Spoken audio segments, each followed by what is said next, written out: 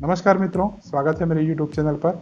आज हम बात करने वाले हैं एक ऐसे दोष के बारे में जिसको लेकर सबसे ज़्यादा भय लोगों के मन में व्याप्त रहता है। और आज हम बात करेंगे उस विषय पर और उस विषय से लेकर जितनी भी भ्रांतियां लोगों के मन में है उसको हम बाहर करने का प्रयास करेंगे।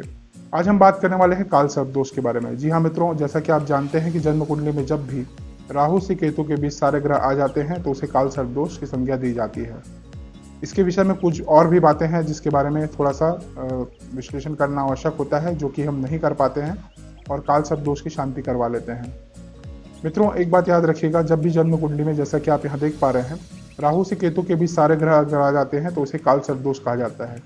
लेकिन यदि राहु प्रथम स्थान, जो लग्न स्थान होता है, वहां से लेकर अगर 6वें भाव तक अगर राहु बैठा हो कुंडली में और उसके ठीक अपोजिट यानी कि 7वें भाव में केतु बैठा होता है, तो उसी कंडीशन में उसे काल सर्प दोष कंसिडर किया जाता है। मैं पुनः एक बार फिर से रिपीट करता हूँ, लग्न भाव से लेके, जैसे कि इस कुंडली में आप देख पा रहे हैं, जहाँ 1 नंबर लिखा हुआ है वहां से लेके 6 नंबर जहां तक लिखा हुआ है, अगर वहां पर राहु बैठा हो और उसके ठीक अपोजिट भाव में 7वें भाव में केतु बैठा हो, तभी उसे काल सर्प दोष कंसिडर किया जाता है। यदि 7वें भाव से लेके 12वें भाव के बीच अगर राहु बैठा हो और उसके ठीक अपोजिट भाव में अगर केतु बैठा हो, तो उस कंडीशन में इसे काल मृता दोष के नाम से जाना जाता है।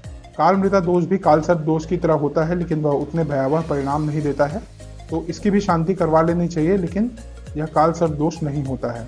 जैसा कि आप लोगों ने देखा होगा कि काल सर्प दोष के 12 प्रकार का मेनू पूरा दिखाई देता है, अन्य कहीं पर भी हम देखते हैं काल सर्प दोष के बारे में। तो एक्चुअली ये फैक्ट नहीं है, ये सच्चाई नहीं है। काल सर्प दोष सिर्फ लग्न से 6वें भाव के बीच जब राहु होता है तो ही उसे कंसिडर किया जाता है। उसके अतिरिक्त जब भी कुंडली में 7वें भाव से लेकर 12वें भाव के बीच में अगर राहु हो तो उसे काल मृता दोष कहा जाता है। अब इसके अतिरिक्त एक राजयोग के बारे में बात करेंगे, जिसके बारे में लोग समझ नहीं पाते और जाकर उसकी शांति करवा लेते हैं। जन्म कुंडली में जब केतु से राहु के बीच सारे ग्रह आ जाते हैं, फिर से रिपीट करता हूं, जब केतु से राहु के बीच सारे ग्रह आ जाते हैं तो उसे अनिर्दित काल सर्प योग कहा जाता है। काल सर्प योग, मैंने कहा काल सर्प योग, मैंने काल सर्प दोष नहीं कहा।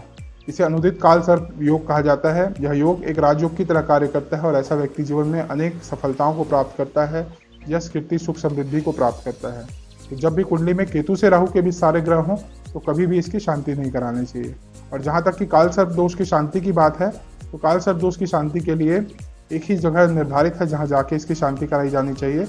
वो जगह है त्र्यंबकेश्वर, नासिक। त्र्यंबकेश्वर, नासिक में जाकर आप काल सर्प दोष की शांति करवा सकते हैं और काल सर्प दोष के बंधनों से, उसके दुष्प्रभाव से मुक्ति पा सकते हैं। लेकिन ध्यान रहे, काल सर्प दोष, काल मृता दोष और काल अनुदित काल सर्प योग के बारे में मैंने आपको बताया है। इसको ध्यान से देख लें, उसके बाद ही काल सर्प दोष की शांति कराएं और अपने जीवन को सुखमय एवं परिपूर्ण बनाएं। धन्यवाद मित्रों, ये थी मेरे द्वारा दी गई जानकारी। अगर आप लोगों को ये वीडियो अच्छा लगा हो तो इसे अन्य मित्रों के साथ शेयर करें, वीडियो को लाइक करें और मेरे चैनल को सब्सक्राइब करें। धन्यवाद मित्रों।